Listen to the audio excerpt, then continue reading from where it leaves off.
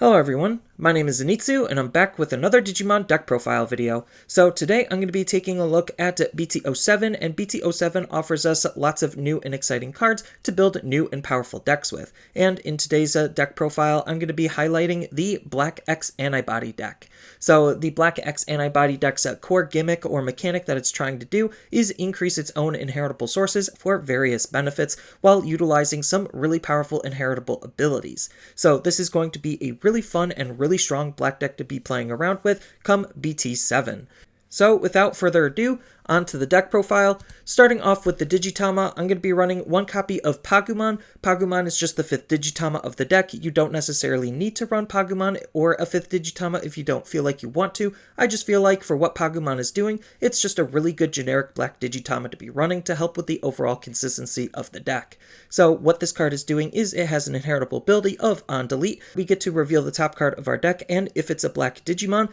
then we get to add it into our hand, otherwise it goes to the bottom. Well, this being a primarily black deck means that this is going to have a very high success rate, so it's going to add to the overall consistency when our Digimon die. But speaking of talking about consistency, as far as the main Digitama of the deck goes, I'm going to be running 4 copies of Dorimon. So Dorimon is a very good Digitama for this deck to be playing around with because it's going to be interacting with the central theme and mechanic of what X-Antibodies is trying to do. So what this card is doing more specifically is it has an inheritable ability where during your turn, once per turn, when one of your effects places a Digivolution source under this Digimon, then you get to draw 1 card. So ordinarily, in order for us to use the X-Antibody cards, in order to add evolution sources underneath, we are going to be losing cards to be doing that. So having a way to basically replace the cards that we're losing is the whole point of this card, and it's just a really good card at doing that.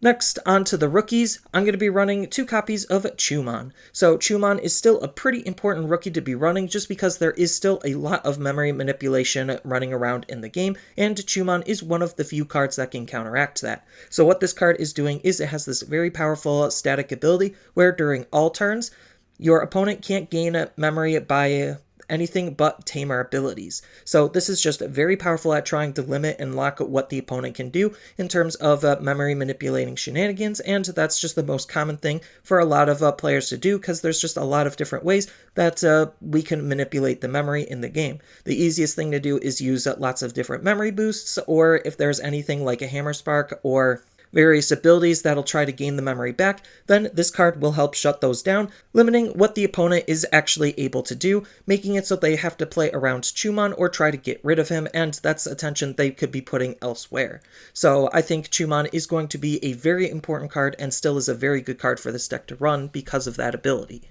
Next, I'm going to be running 3 copies of Chikurimon. So Chikurimon is a pretty solid Digimon for the deck. This is, for the most part, a flex spot. It could really be any rookie you feel like you want it to be. I just think the removal type of ability that Chikurimon is playing around with is still just very, very relevant, just to add some extra threats into our security while not sacrificing any of our Digimon slots. So this card has the very good security ability where at the end of the battle, unfortunately it won't play itself, but we do get to de-digivolve one of the opponent's Digimon by 1, and well, that's just pretty good because it can help try to get rid of certain threats off of the board and try to mitigate and limit some of the opponent's actions while not sacrificing any slots towards options because this is also still a Digimon. Yes, its stats aren't necessarily great, but the security ability makes up for that alone, on top of the fact that half the time if we're not using it for its security ability, most of the time we're just going to try evoing it into our raising and then get up into some other Digimon as quickly as we possibly can, so it's not like the stats actually matter that much. Next, I'm going to be running 4 copies of Dorumon. So Dorumon is going to be the deck's stereotypical digger, except it's a digger with an upside because it also has an inheritable ability. So what this card is doing is it has an on-play ability where we get to reveal the top 3 cards of our deck and then add 1 Digimon with X-Antibody in its type among them and 1 Coda from among them into our hand, and then the rest go to the bottom. So it's just looking for our other X-Antibody cards and our Tamer, so that way we could try to make our plays as powerfully and consistently as we possibly can, with the nice inheritable ability where during your turn once per turn, when you place a card underneath this Digimon as a Digivolution source, then we get to gain 1 memory, doing something very similar to Dorimon, except at this time it's allowing us to use our cards a little bit more tempo efficiently than we could normally. And then the last rookie of the deck is going to be 4 copies of Sunarizuman. So Sunarizuman is an absolute powerhouse of a rookie in terms of the abilities that he's offering for the deck. So he has a static ability native to him and an inheritable ability, and both of those abilities are just very, very strong. So his ability native to him states that during your turn, all of your black Digimon with 13,000 DP or more get the piercing ability. So that's just really good because it ensures that we're going to be dealing damage, and we definitely want to ensure that we're dealing damage. So this is just already a very good ability, and we have very easy ways to get our Digimon up to 13k, so that way it's going to be online more often than not. And then on top of that, its inheritable ability is also really good because it states that during your turn, while this Digimon is a black Digimon and has 13,000 or more DP, then this Digimon will gain security attack +1, allowing it to punch the opponent's security a little bit harder than it normally would, trying to put lots of pressure and close out games as quickly as we possibly can, just making Sunarizuman one of the best rookies in the game for us to be using. Next, on to the champions, I'm going to be running 3 copies of Numemon. So Numemon is a very good champion for this deck to be running because we are running a little bit low on our rookie count, so this card's hard play cost is basically the same as any of our rookies, so we're not necessarily losing any tempo just by hard playing this card, making it just a very good card to be using for that, on top of the fact that if we do want to try to use this to EVO with, then it also has a relatively low EVO cost, making it a good card to EVO with just to try to get some extra card draw and to try to climb our stages as quickly and efficiently as we possibly can. And we don't necessarily care about the fact that he only has 3,000 DP because, again, the whole point of this is to use it as a stepping stone to get into our higher stages as quickly and efficiently as we possibly can. And then I'm going to be running 2 copies of Nanimon for essentially almost the same exact reason, except that the only big difference is that Nanimon has less DP and it has 1 more EVO cost, but it still has the same hard play cost in case we actually need to just hard play it because we don't see a rookie, but it also has the upside of having a security ability where it'll just pop out of the security and play itself for free, and that's still pretty good because we could use it to then EVO on top of if our turn comes and he's not dealt with, to try to climb our stages with quickly and efficiently. So he's still just a really good card just to use as a good stepping stone to try to get into our higher stages with. Next, I'm going to be running 2 copies of Grumblemon. So Black finally has its first hybrid. I know it took them long enough, and Grumblemon being a hybrid is still really good just because the ability where you could Digivolve this on top of a Tamer as if it was a level 3 Digimon is still just very relevant because, well, there's not a whole lot of Tamer interaction, so it's just a very safe card to sit on a Tamer and then Evo into Grumblemon when ready to use for various different things. More often than not, you're going to use this card to try to close out the game with because we want to try to break the opponent's security as quickly and efficiently as we possibly can and try to keep up the pressure, and Grumblemon is a really good card to try to keep up the pressure and act as a really good win condition because of the surprise Evo on top of a Tamer. But if we really need to, we could use him as just a generic level 4, making him just a very flexible and versatile card. And then the last champion of the deck is going to be 4 copies of Dorugamon. So Dorugamon is going to be more or less acting as the deck's dedicated blocker with a couple of upsides. So what his native ability states is during the opponent's turn, if we have another Digimon with X-Antibody in its trait, or a X-Antibody in this card's inheritable source, then this Digimon will have the blocker ability. So for all intents and purposes, more often than not, he is just going to be a blocker, which is pretty alright. His stats aren't necessarily super efficient, but that's okay because he has a really good inheritable ability that we definitely want to try to take advantage of because it's an all turns inheritable ability where if the Digimon has X-Antibody in its traits, then it gains 1000 DP. So just a generic 1000 DP boost during all turns is just going to make your Digimon stronger not only during your turn, but the opponent's turn as well. So it's just a good card for us to be using in the deck as a whole, just because it's fitting on theme with what the deck's trying to do. And we're not necessarily sacrificing any of our other Digimon slots for a dedicated blocker.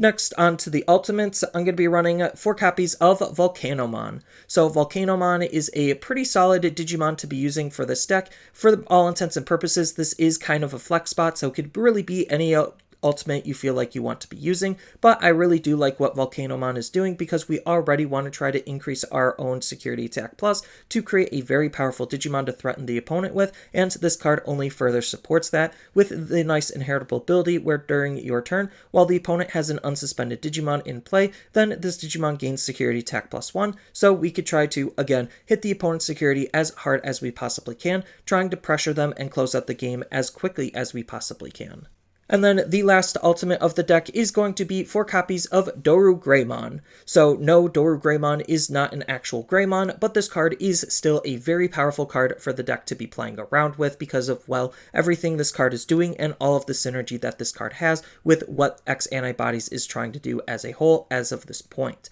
So what this card is doing is he has 2 abilities, one native to him and one inheritable. The ability native to him states that when digivolving, we get to place 1 black card with X-Antibody in its type from our hand to the bottom of this Digimon's Digivolution source. Then if we do, this Digimon can't be deleted by card effects, and it can't have its DP reduced until the end of the opponent's next turn. So this is a very powerful ability to have just because having some form of protection ensures that we're going to have a Digimon stay around, so that way we could safely evolve into our level 6 and start aggressing with our level 6. So this is really good, not only just for trying to sit on this card on the field, but even if we use this card to Digivolve into a level 6 right afterward, that's still very, very powerful just because, well, they won't be able to interact with our level 6, especially if we're constantly trying to make our level 6 even stronger than it normally is with the slew of different inheritable abilities. So this is already looking to be very good, and ideally you're going to want to use this with the whole Doru stack, so that way you could draw a card, gain a memory, and give him some extra DP so that way he could be as powerful as he possibly can be. Then on top of that, he even has a nice inheritable ability for our level 6s, and his inheritable ability states that during your turn, while this Digimon has X-Antibody in its type, then this Digimon gains security attack plus. So again, it's just more instance of security attack plus, trying to deal as much damage as quickly and efficiently as we possibly can. Then, speaking of our level 6s, I'm going to be running 3 copies of Alphamon, so we really don't have a whole lot of X-Antibody level 6s to be playing around with, so we're kind of forced to using Alphamon and the brand new one, which I'll get into in just a moment. But both of these cards are still very, very good and have high levels of synergy with the deck. So Alphamon is a very good card in of itself because of his 3 abilities. His first ability is a security ability, where at the end of the battle, we get to add this card into our hand, so he actually is a level 6 we could use out of our security. Even though he doesn't play himself for free, he still has a very powerful security ability where then if a Digimon with Royal Knight or X-Antibody in its type is in play, then up to 12 of the opponent's Digimon can't attack a player for the turn. So it essentially is going to try to shut out all of the opponent's aggression, and that could be really, really good and game changing just because they might have a lethal position, then an Alphamon could get checked, and now they don't. And then on top of that, he has a really nice when attacking ability where we get to pay up to 5 memory, and then if we do, he gets plus 1000 DP for each memory we paid. So by default, we are going to want to pay at least 2, so that way we can make them 13, so that way we could trigger lots of our synergy with Sunarizuman. So he's just a really good card to easily use Sunarizuman, on top of the fact that he also has an end of attack ability where we get to gain 2 memory, so that kind of incentivizes that we still at least want to pay 2, but if we don't pay any memory at all, then at the end of the attack we'll gain 2, as long as Alphamon survives the battle. So Alphamon is just a very powerful card to be using because we have lots of different ways we could think about utilizing him on top of his natural synergy with X-Antibody, while being an X-Antibody type Digimon. And then the last level 6 of the deck is going to be 4 copies of Dorugoramon. So Dorugoramon is a very powerful Digimon and is kind of the center point of what the deck is trying to do because, well, he's just the end evolution line of the Doru line. So what this card is doing is he has 2 very powerful abilities. His first ability states that during your turn, for each card with X-Antibody in his traits in this Digimon's Digivolution source, then he gets plus 1000 DP. So he just has an ability to very easily DP boost himself, again, making a lot of our cards relatively easy to use, like Sunarizuman, and we have ways to DP boost him even more, like Dorugamon. So he could be a very powerful Digimon very, very quickly. And then on top of that, he also has a really good when attacking ability, where it states that once per turn, you get to place 1 card with X-Antibody from its traits from your hand to the the bottom of this Digimon's Digivolution source to delete up to 2 of the opponent's Digimon with a play cost equal to or less than this Digimon's Digivolution sources. So the stronger this card gets, because the more inheritable sources he has, the better this removal type of ability becomes, and that could be really, really good just because he could pick off multiple bodies all at once while aggressing onto the opponent at the same time. So this is going to be a very powerful card to be playing around with, because also remember we have all of those synergies and inheritable abilities that we could possibly trigger for adding cards into our own inheritable sources. So this is just a very powerful card to be using as a result, with lots of synergy with obviously what X-Antibodies is trying to do. And then as far as the level 7 of the deck goes, this is kind of another flex spot. It could really be any level 7 that you want to be using. I'm just going to be running 2 copies of Omnimon Zwart just because, well, Omnimon Zwart is just a really good card just because he could fill up the board really quickly, and we have the ability to add multiple inheritable sources underneath them, so we could use his when attacking ability multiple times if used correctly. So what his when Digivolving ability is doing specifically is it's allowing us to trash the top 3 cards of our deck. Then we get to play up to 2 black or purple Digimon cards that has a play cost of 8 or less from our trash for free. So this is just a very easy way to ideally play 2 level 5s, so that way we could Digivolve right up into a level 6, or at worst we could spawn a level 4 and some good level 3s. There's just a lot we could do based on what our current trash is looking like and the state of the game. Then his when attacking ability is also really good because it states that when attacking, we get to return 1 level 6 Digimon card from this card's Digivolution source to our hand to delete one of the opponent's unsuspended Digimon that has a play cost of 12 or less. So this is going to be able to delete most level 6s in the game, and that's still really, really good because, well, the whole point of X-Antibodies is adding to its inheritable sources, so we could add multiple level 6s if we so choose to be able to utilize this ability multiple times, just making Omnimon Zwart one of the best level 7s that we have access to.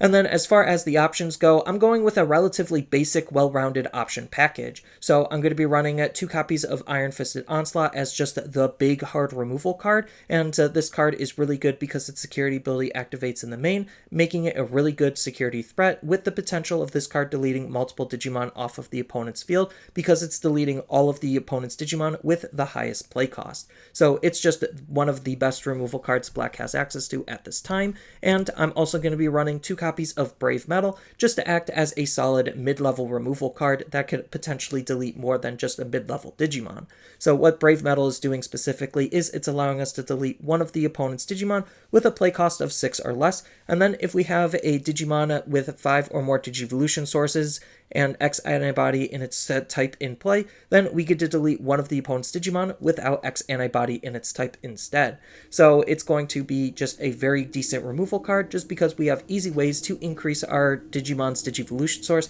to be able to use this card as a very cheap, powerful removal card with the security ability of activating its main, to be another security threat for the deck to use. And then the last option card of the deck is going to be 2 copies of Black Memory Boost because, well, it's Black Memory Boost. It's a really good consistency tool, and the ability to use its delay ability to gain 2 extra memory at a later turn is just really good. So its main ability specifically states we get to reveal the top 4 cards of our deck, then add a black Digimon among them into our hand, and then the rest go to the bottom. So it's just allowing us to try to dig for the cards that we want, and the delay ability after we use this card is really nice to line up some very powerful plays, just because gaining that 2 memory is a huge tempo swing.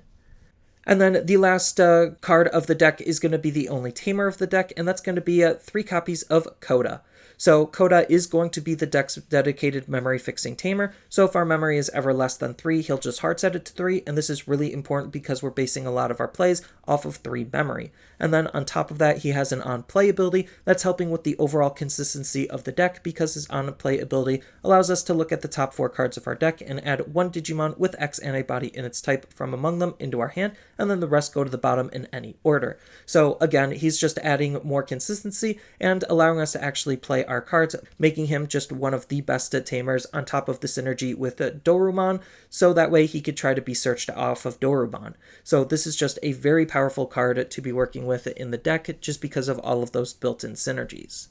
And then there's still just a ton of room for customization and flexible options and tech and tools that you could think about utilizing. So if you don't have access to Sunarizuman or you want to try to change up your rookie lineup, then you could consider running Pagumon just because the reboot ability is still really good, adding some extra defense into the deck just because unsuspending your Digimon during the opponent's turn means that they won't be able to attack into your Digimon, making them relatively safe on top of your Digimon already boosting themselves. So it's going to be a really good card to think about utilizing. And we also have Junkmon to just give us a memory back for when our Digimon is deleted as just another solid inheritable, along with Chikurimon to try to DP boost our Digimon by 1,000 during the opponent's turn. So we do have various other options in terms of solid level 3s that we could use with good inheritable abilities. And then let's not forget about all of the tempo efficiency cards that we could run. So we could think about running Warumanzimon, we could think about running Tankmon, we could think about running Hagurumon. So there's just still a ton of different cards that we could think about running if we just want to try to play a little bit more tempo efficient and try to climb as quickly and efficiently as we possibly can. Then we still have a slew of different blockers that we could think about running in the deck in case we want a little bit extra defense. So Mechanorimon is just one of the best blockers just because he has a low play cost and he has some decent DP with the ability to block repeatedly. So anything smaller than Mechanorimon basically can't attack, which is really, really powerful. And then we still have just a whole slew of other blockers. So we have Dark Tyrannomon if you just want a blocker that evos for 1, just to have a quick blocker to throw onto the field and potentially climb stages with. And then we also have Sealstromon as just a generically decent blocker to think about using.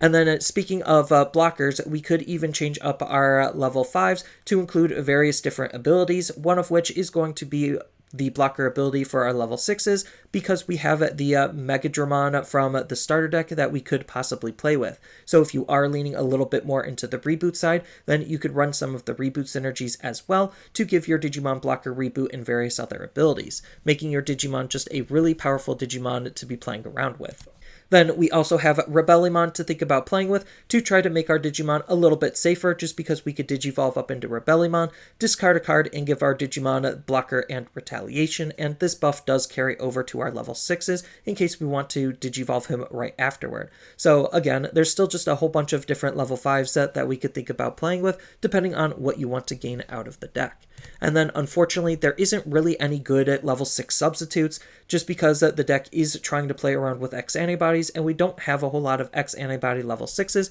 but we do have some really good level 7s that you could think about running. So if you wanted to, you could run Omnimon Alter S, just because he has a really good when attacking ability to be unblockable that we could use multiple times if set up correctly, on top of the fact that his when Digivolving ability is a pseudo board wipe. Then we also have Omnimon X-Antibody, because, well, if we're already playing Omnimons, we could even think about using this card just because he is an X-Antibody type Digimon. And we also have access to Omnimon Zwart Defeat if we just want to run a really good solid generic level 7, just because his security ability playing himself for free is just that good, and both of his abilities are very disruptive for the opponent. Then we have a slew of other options we could think about running depending on the meta that you are expecting and how you want to customize the deck. So Breath of the Gods gives your Digimon reboot and the ability to not be able to have its DP reduced or bounced to the hand or deck. So again, just more protection is never a bad thing, on top of the fact that it has a really powerful security ability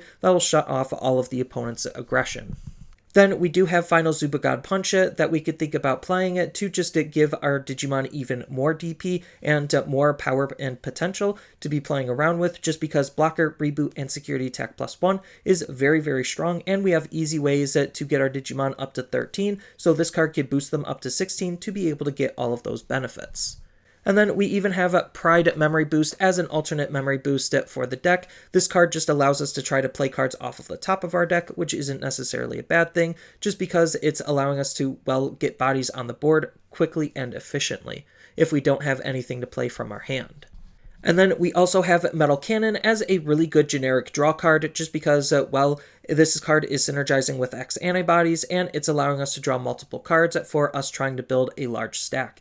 Then as far as some alternate tamers, you could run either Izzy, just because Izzy is a really solid tamer, just a hard play because he could potentially cost 3, making him one of the most efficient tamers, on top of set up the top of our deck so we could try to get cards more consistently. And we even have Taikamiya if we want, just to try to DP boost our Digimon a little bit more during our opponent's turn, making it harder for them to try to get rid of our Digimon. And then we also have Izzy and Joe as another really powerful tamer to be playing around with for the deck, just because he's one of the easiest duo tamers to gain some additional memory with. And this card is acting as some solid card draw for when our Digimon are going to be deleted. But for the most part, this is just my interpretation on what an X-Antibody deck is going to be looking like in BT7, and we already know that it's going to be getting more support in BT8 and even more support come BT9, so this deck is going to be a really good deck to think about investing in terms of longevity, and it's already looking to be a pretty fun and powerful deck in its own right as is.